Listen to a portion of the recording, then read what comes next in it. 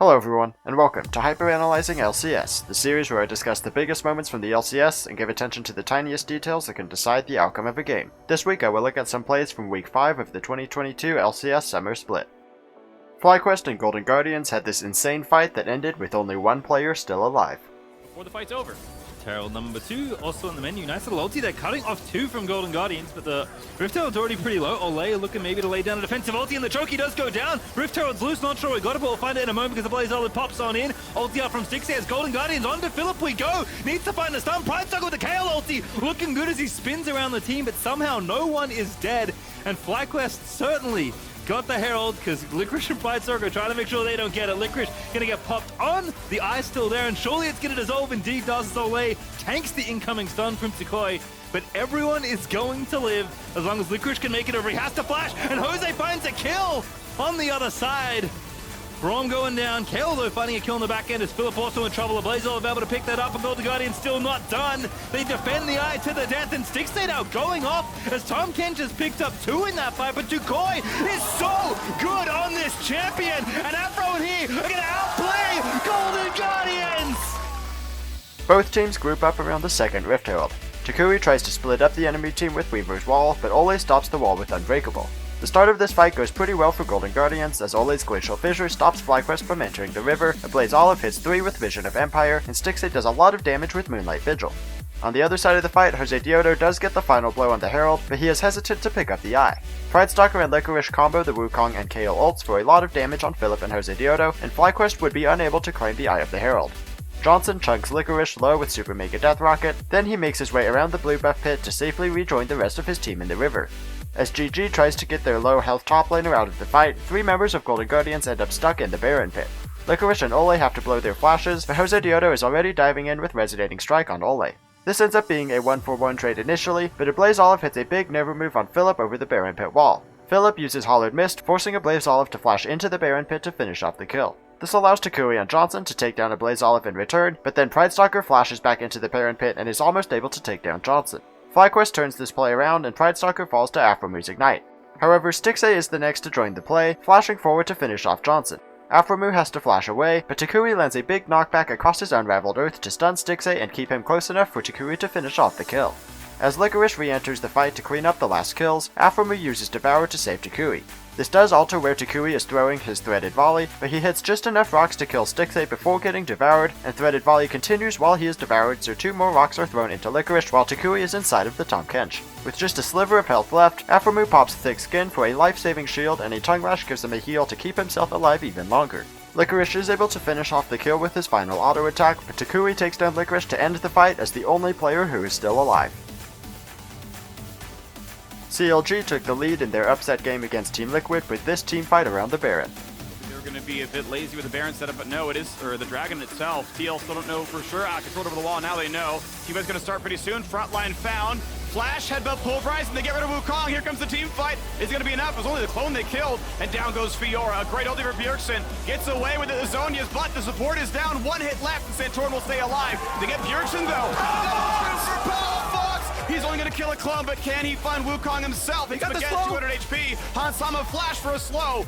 I don't know if Luger actually wins this one. He can trap the autos. It won't kill him in 1 auto attack. Hansama could maybe turn for 2. With Stretch, he might win. He might win. No, it's Luger finding the shot, getting the kill. And it's only Santorin left alive. CLG starts up the Baron, and Core JJ starts the fight, finding Poom with a ward and hitting him with Dredgeline. Poom uses this engage to dive the TL backline, hitting Hansama with a flash headbutt pulverize combo. Santorin has a great use of the clone, hopping sideways into the brush instead of going forward to engage onto the CLG backline. By going into the brush, he ensures that he does not get hit by the Poppy ult, which only sends the clone away. Then, as Contract steps forward to pin Santorin with Heroic Charge, Santorin pops Cyclone, knocking up Contract's mid-dash and preventing him from landing the stun into the wall. Bjergsen then dives into the middle of the CLG team, rooting 3 with Ring of Frost and hitting 2 again with Ice Shard before ulting himself. This leaves 2 CLG players at very low health. Dokla gets finished off, but Contracts is able to flash away and escape. A huge bullet time from Luger turns this fight in favor of CLG. Santorin has to flash away to survive. Bjergsen, who is right in the middle of the MF ult, has to use Zonia's Hourglass immediately after his Frozen Tomb ends, and Core JJ turns for a hook onto Palafox, but he doesn't quite get out of the bullet time before doing so and ends up falling to Luger. Luger and Palafox quickly take down Bjergsen, and as they do, Palafox moves his sand soldiers further down the river into Hansama. This sets up Palafox to jump all the way into the TL backline once Bjergsen falls, putting him in position for a Flash Emperor's Divide that catches both Bwipo and Hansama, even with Hansama attempting to flash away. Bwipo dies instantly, and Luger is eventually able to chase down Hansama. He flashes to land a slow from Make It Rain, gains bonus movement speed from casting Strut, and another Make It Rain gives him vision in the brush to land the killing shot. CLG win the fight 4 kills to 1, putting them in a favorable position to get the win against TL. Toucouille and Philip led FlyQuest to a clean ace over Dignitas. He doesn't quite have his ulti. No, his ulti is back up. He has no ghost, though. Looks like it's going to be a flip for this. Here we go. The Herald's gonna go down. Dignitas grabbing that one. Oh, the Everfrost with a 3-man Everfrost, but Jose Diodo's only got 200 HP left. Philip tries to fight. The damage comes through, and FlyQuest just bury him. River tries to pick somebody up, but he can't quite find the cues. The Spectral Maw is coming in. The tongue is going out, and the ace. Dignitas start the second Rift Herald, but FlyQuest is ready for a fight with Philip flanking from above and Toucouille looking for an engage through the wall. Biofrost hits Jose Diodo with Glacial Fissure, and River follows up with Sonic Wave, but the rest of Dignitas are caught by a big engage from Toucouille. Toucouille uses Spirit Rush through the wall, and he hits 4 with Everfrost rooting 2. He lands Charm onto Gamsu, then uses Spirit Rush back around the wall to safety, while Philip threatens Dignitas from the flank. Philip does a lot of damage, hitting multiple enemies with his final 2 charges of Needlework, and just before he gets pushed away by Emperor's Divide, Philip uses Snip Snip to bring 3 members of Dignitas to just a sliver of health. Gamsu is the only one in this group who doesn't have Flash, so he is still stuck in the front line. Biofrost and Blue use their flashes to gain some distance, but they still have to navigate around the Baron Pit wall. Spawn is the furthest back already, and flashes to gain more distance, making him the only one in a safe position. Toucouille uses his 3rd Spirit Rush charge to dash back into the river, then flashes after the Dignitas players, and with 3 of them at a sliver of health trapped by the Baron Pit wall and no flashes left, they have no way to dodge Toucouille's Orb of Deception, which passes through all 3 of them and gives Toucouille an instant triple kill. The kills grant bonus Spirit Rush charges, and Proc Johnsons get excited, making it easy for FlyQuest to chase down Spawn for a 4th kill. Meanwhile, River is on his own on the other side of this fight, as he started off the fight by taking the Resonating Strike onto Jose Diodo. He flashes to kick the enemy jungler into the rest of his team, but unfortunately for River, the rest of his team has already been chunked pretty low by the time River goes for this kick, which results in no gain for Dignitas. River tries to get at least 1 kill for Dignitas, but Jose Diodo critically dodges River's final Sonic Wave, and Aphromoo and Jose Diodo are able to take him down for the clean ace. A long and chaotic teamfight between 100 Thieves and Evil Geniuses ended with Abbedagge picking up a Quadra kill.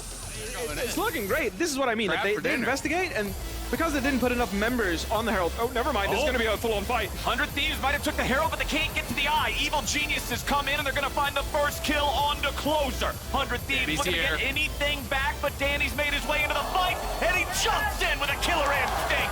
Jojo grabs a kill on Sunday, and EG are done. FBI is going to be taken very low. Danny nearly dead. Danny grabbing the kill, but Danny dying now. Abbedagge jumps back in. Abbedagge takes one out. Who he's going to keep him alive, and Fire dies, and Abbedagge gets bailed out on a Quadra kill to the 100 Thieves mid laner. 100 Thieves claim the Rift Herald, and although Hostile Takeover hits Inspired, that still causes him to run towards the 100 Thieves team, so EG opts into a fight, although it will be a temporary 4v5 until Danny arrives. Impact jumps forward and stuns 2 with his ult, although Abbedagge is able to get over the wall before getting hit.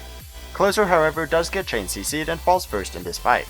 Impact also gets the extra bounce with his hop, taking him into the 100 Thieves backline, where he stuns 2 more with Wallet before flashing away.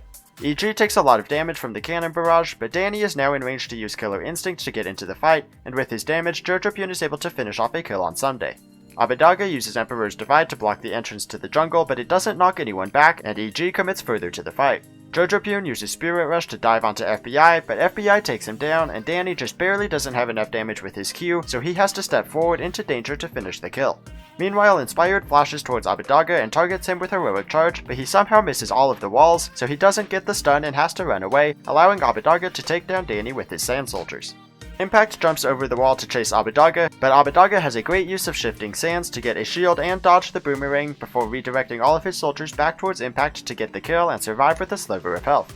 Volk and Blast Cones to get into the blue buff pit and hook Abbedagge, but at this point Huhi's Bailout has come off cooldown, so he is able to place that on his mid laner. Without Bailout, Vulcan would have gotten the kill, but with Inspired rejoining the fight with 200 HP, he gives the 100 Thieves duo a target to kill and fully revive Abbedagge.